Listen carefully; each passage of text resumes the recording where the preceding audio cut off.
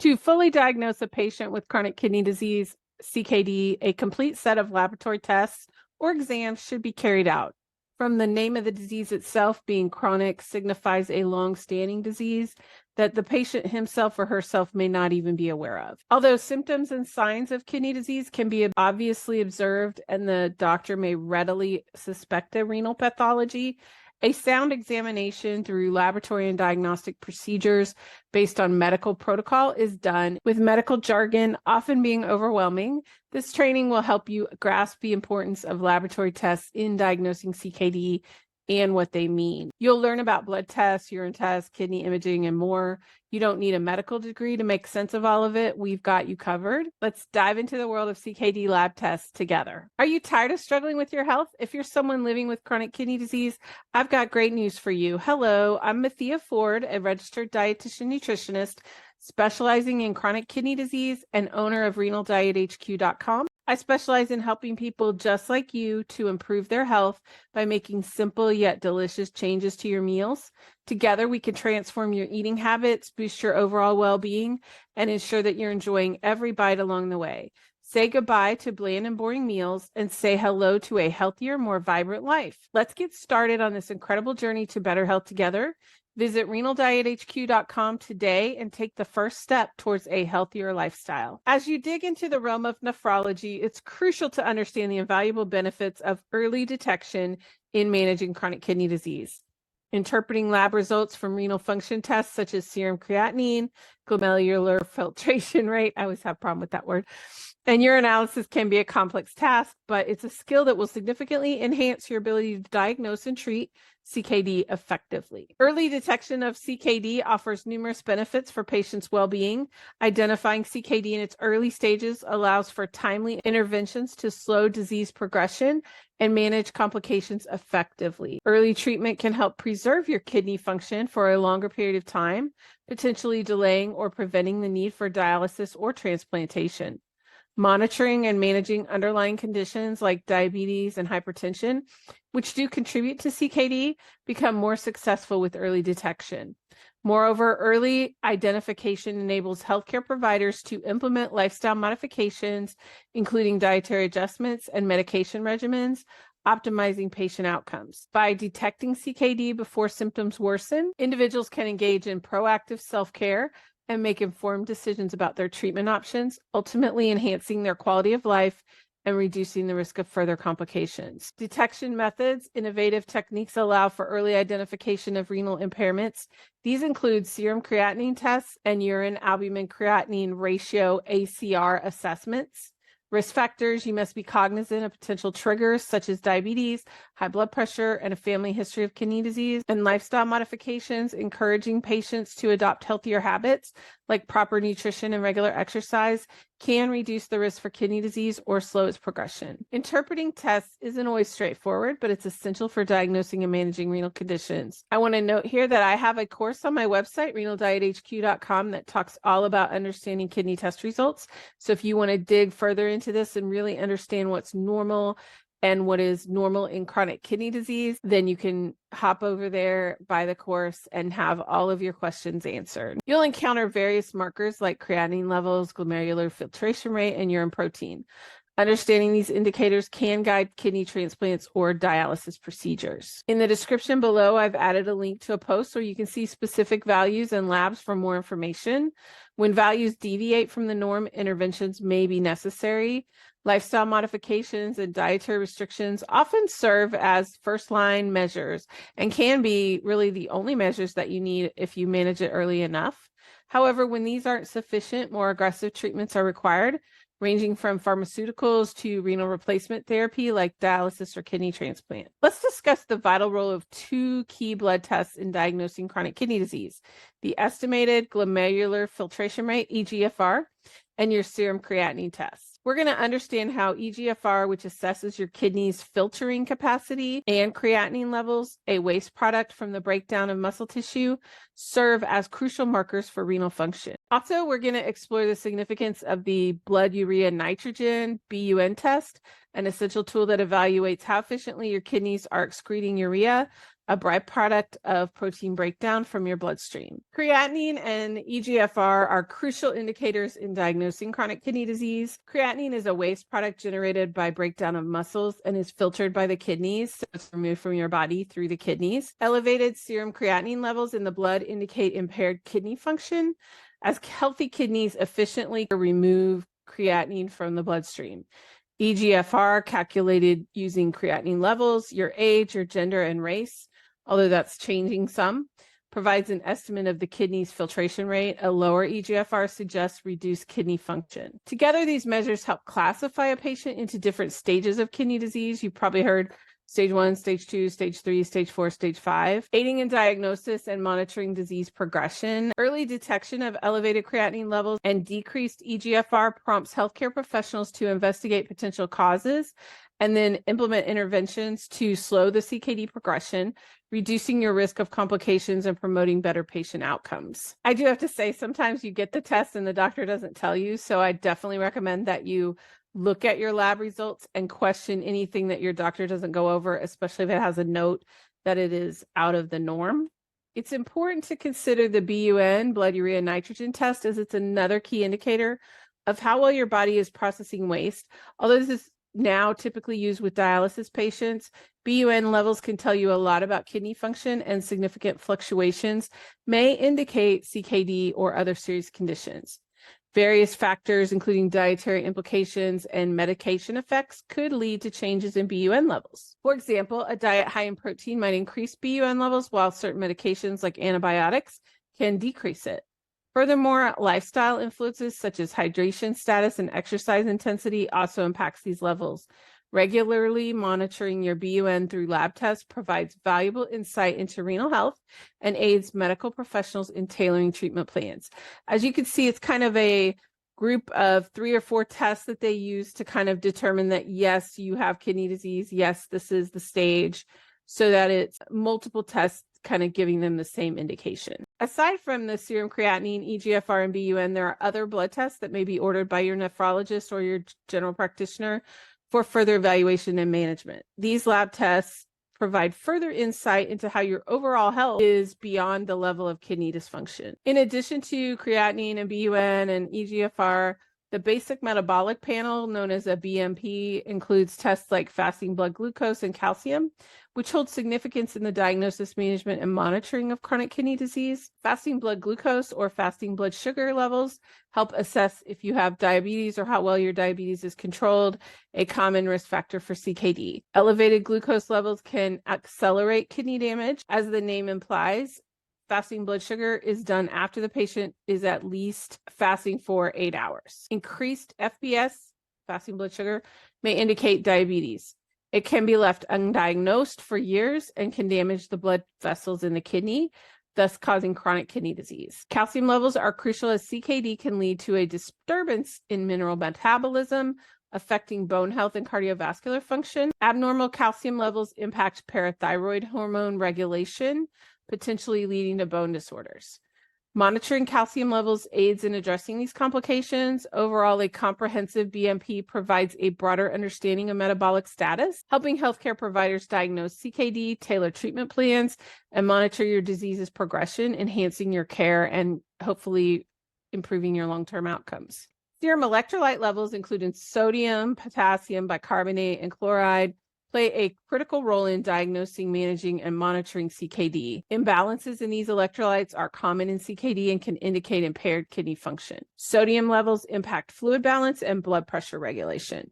Potassium imbalances can lead to dangerous heart arrhythmia. Bicarbonate and chloride levels are essential indicators of acid-base balance, reflecting the kidney's role in maintaining your pH in your blood. Monitoring these electrolytes helps assess disease progression, guide treatment strategies, and prevent complications like hypertension, edema, and metabolic acidosis. Balancing these electrolytes through dietary adjustments, medications, and medical interventions is vital in CKD management, promoting better kidney health and overall well-being. The lipid profile, encompassing total cholesterol, LDL cholesterol, HDL cholesterol, and triglycerides, alongside the serum uric acid test, play crucial roles in the diagnosis, management, and monitoring of chronic kidney disease. Lipid abnormalities are prevalent common in CKD and contribute to heightened cardiovascular disease risk, common in CKD patients.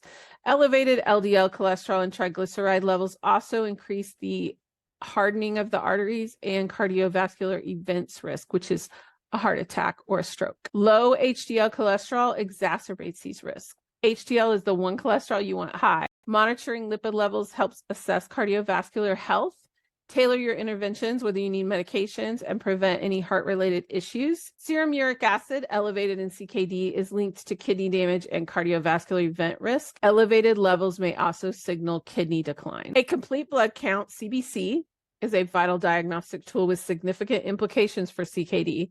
It evaluates the various blood components, including red blood cells, white blood cells, and platelets, providing insights into anemia, infection risk, and overall health status. Anemia is a common complication in CKD due to reduced erythropoietin production, leading to decreased red blood cell production. I did a video about anemia, very specific information, so I will link to that video in the description below. Monitoring hemoglobin and hematocrit levels helps manage anemia and its associated symptoms. Additionally, white blood cell counts aid in detecting infections, crucial in CKD patients with compromised immunity. Platelet levels are vital for assessing bleeding and clotting tendencies. Parathyroid tests play a significant role in the management of chronic kidney disease, especially in advanced stages. One such test is the measurement of the parathyroid hormone, or PTH. In CKD, impaired kidney function leads to an imbalance in mineral metabolism. Mineral metabolism is like calcium, sodium, potassium, phosphorus. That causes elevated levels of PTH. This can result in secondary hyperparathyroidism, leading to bone disorders, cardiovascular complications, heart disease, and other health issues. Monitoring your PTH levels help assess bone health and guides interventions to prevent conditions like renal osteodystrophy. Additionally, measuring calcium and phosphorus levels is crucial as they influence your PTH secretion. Healthcare providers use parathyroid test results to tailor treatment strategies, which may involve adjusting dietary intake, your medications, and other interventions to manage mineral imbalances and reduce the risk of associated complications in CKD patients. Aside from the numerous blood tests we've discussed, urine studies also play a role when it comes to chronic kidney disease. The presence of protein in your urine, otherwise known as proteinuria, can be a significant early marker of renal impairment and warrants thorough investigation. Moreover, changes in your urine color and its specific gravity, a measure that reflects your kidney's ability to concentrate or dilute urine, can provide crucial insights into your renal functioning status. Urinalysis is a diagnostic test that examines the physical, chemical, and microscopic properties of a urine sample. It offers valuable insights into overall health and can detect various conditions, including kidney diseases. The test assesses color, clarity, specific gravity, pH, and the presence of protein, glucose, ketones, and blood in the urine.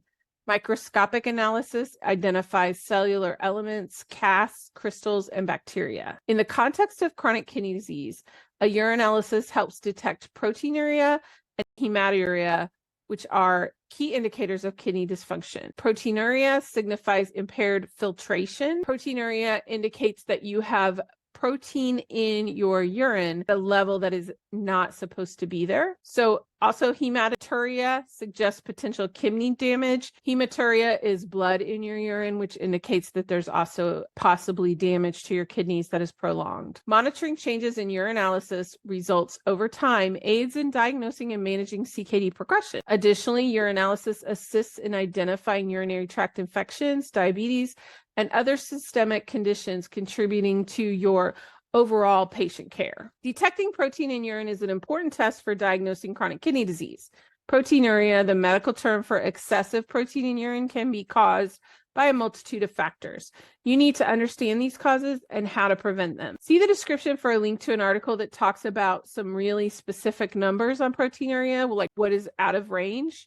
But dietary interventions play a vital role here. Instead of relying on animal proteins that might exacerbate kidney issues, you can add some variety by opting for plant-based protein sources like legumes, nuts, and whole grains for your protein that are not as hard on your body. Coupled with lifestyle modifications such as regular exercise and avoiding substances harmful to your kidneys, you can minimize your risk of developing proteinuria. Management of proteinuria is often tailored depending on an individual patient's case, hence specific interventions for proteinuria should be determined by your healthcare provider. Aside from protein, glucose may also be found in the urine, which can be an indicator of a renal diabetic complication in patients with diabetes, particularly if you have diabetic nephropathy. You're likely aware that the color and clarity of your urine can provide important clues about your overall health, like your hydration status. A comprehensive urine sediment examination can reveal dehydration indicators,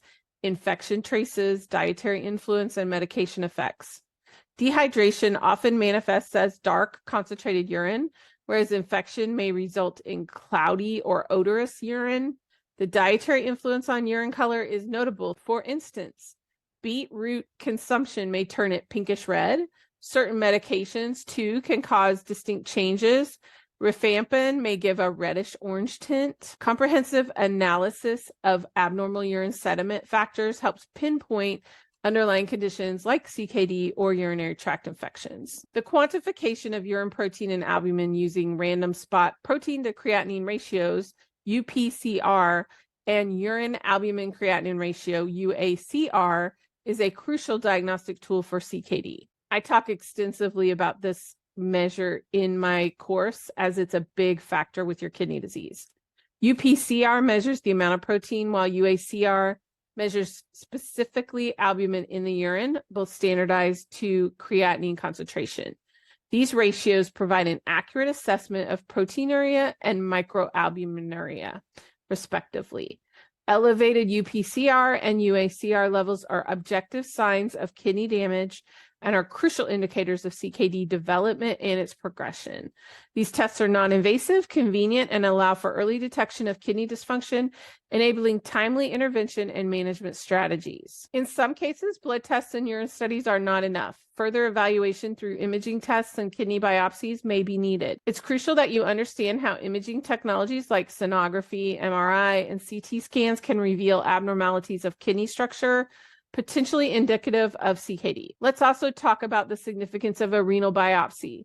It's an invasive but definitive diagnostic procedure that assesses microscopic alterations in kidney tissues. This procedure is a game changer in mapping out your therapeutic trajectory, or how quickly your kidneys are going to progress. Various imaging modalities play a crucial role in diagnosing and evaluating kidney disease. Kidney ultrasound, a non-invasive and widely used method, assesses your kidney size, shape, and any structural abnormalities, aiding in detecting conditions like kidney stones or cysts. X-rays offer insights into kidney structure and function, often used alongside contrast agents for better visualization, although depending on your stage of CKD, you may not be eligible for the contrast. CT scans, computed tomography, and MRIs, magnetic resonance imaging, provide detailed cross-sectional images, helping diagnose complex issues such as tumors or vascular abnormalities. Renal scintigraphy assesses kidney function and blood flow using radioactive tracers. Angiograms or duplex Doppler studies focus on blood vessels, aiding in evaluating renal artery stenosis or other vascular problems.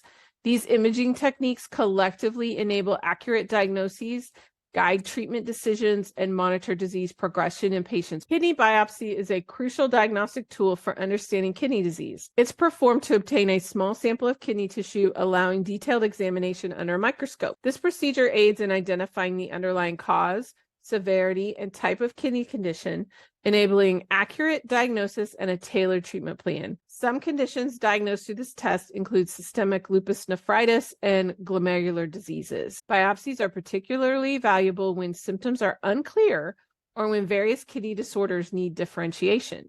The process involves a specialized needle inserted through the skin into the kidney, guided by imaging techniques. The obtained piece of kidney tissue is then analyzed by a pathologist to determine the disease's nature. Despite potential risks such as bleeding or infection, the insights gained from kidney biopsies significantly contribute to treatment decisions and patient outcomes, ensuring more effective management of kidney disease. In managing chronic kidney disease, you'll find that the dynamic process of adjusting treatment plans to patient responses and disease progression is vital, as monitoring laboratory results is part of continuous evaluation of patients with kidney disease, Interpreting them based on the current clinical state of the patient is another important matter. You'll need to adjust your treatment plan based on the results of your CKD lab tests. These adjustments may include medication alterations, dialysis considerations, lifestyle modifications, dietary changes, even transplant discussions with your doctor. Analyzing the results of your lab is crucial in determining these necessary changes. All of these would be discussed with your doctor, and you would need to ask them specific questions about your labs and your other conditions related to your medications and any other chronic diseases or acute diseases that you may be having. Lifestyle modifications and dietary changes are pivotal. Limiting sodium intake, for instance, could greatly improve kidney function. Medication adjustments could involve altering dosage or changing prescriptions entirely if the current meds aren't efficiently managing symptoms or are causing detrimental side effects. I don't know if you've noticed, but there's certain times where your medications are reduced if you have a certain stage of kidney disease, and that's because your kidneys do not remove that medication as efficiently, and therefore it stays in your body for a longer period of time, and they don't want to cause you to have an overdose. So that's one example of how your medication adjustment may be important based on your stage of kidney disease, which is determined by your lab test results. Dialysis consideration arise when labs indicate a decline in renal function. Your healthcare team might suggest hemodialysis or peritoneal dialysis as a treatment option. Lastly, if disease progression continues despite these interventions, it's time to discuss transplant options if appropriate. Monitoring CKD patients often involves interpreting various lab test results to assess kidney function and overall health. Serum creatinine levels along with eGFR provide insights into kidney function. Elevated creatinine and decreased eGFR indicate declining kidney function. Urine tests like UPCR, the protein-to-creatinine ratio, and albumin-to-creatinine ratio, UACR, reflect kidney damage and protein leakage. Electrolyte levels such as potassium, sodium, and bicarbonate help manage fluid balance and acid-base status. Lipid profiles aid in assessing cardiovascular risk, and blood glucose levels aid in understanding your diabetes control. Regular complete blood counts monitor anemia. Parathyroid hormone levels indicate your bone health. All of these markers guide treatment adjustments, lifestyle modifications, and preventive measures, ensuring timely interventions to slow disease progression and manage complications. Preparing for your lab tests for kidney disease is crucial to ensure accurate results and proper diagnosis. For a basic metabolic panel like a BMP or a CMP, which is a comprehensive metabolic panel, fasting may be required to obtain accurate glucose and lipid measurements. It's essential to follow any fasting instructions provided by your healthcare provider, usually requiring no food or drink for at least 8 hours before the test. For a CBC or complete blood count, no fasting is necessary.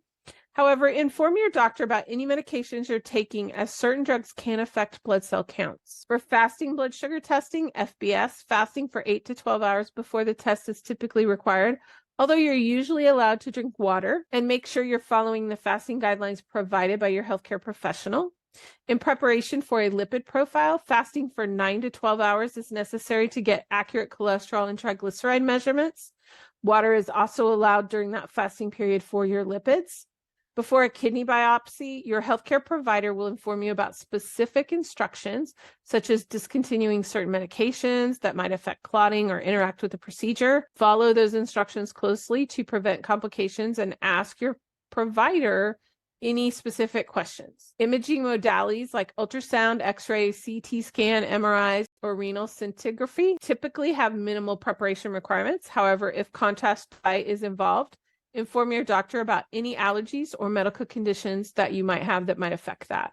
Always communicate with your healthcare provider and follow their instructions closely to ensure accurate and safe testing. Additionally, inform them about any existing health conditions, medications, or allergies that could impact the test or procedure. Just a simple question: are any of my medications or my conditions going to affect this procedure? Will cause them to kind of stop and think about it and look at your medications, which is a critical thing for them to do to ensure that you're not going to interact with any of the tests. Lab tests play a vital role in CKD. Understanding chronic kidney disease also means understanding comprehensive laboratory tests. Early detection methods such as serum creatinine and urine albumin-to-creatinine ratio play a vital role in intervention. Lifestyle changes and kidney test results guide management. The significance of urine tests, imaging, and kidney biopsy are important. Regular monitoring, adjusting treatment plans based on lab results, and preparing for tests are important for effective CKD management. Overall, there's an undeniably crucial role of lab tests in diagnosing, managing, and enhancing the quality of life for CKD patients. And again, I do have that course all about lab tests for CKD and understanding them. So that link is in the description below. Go over and check it out.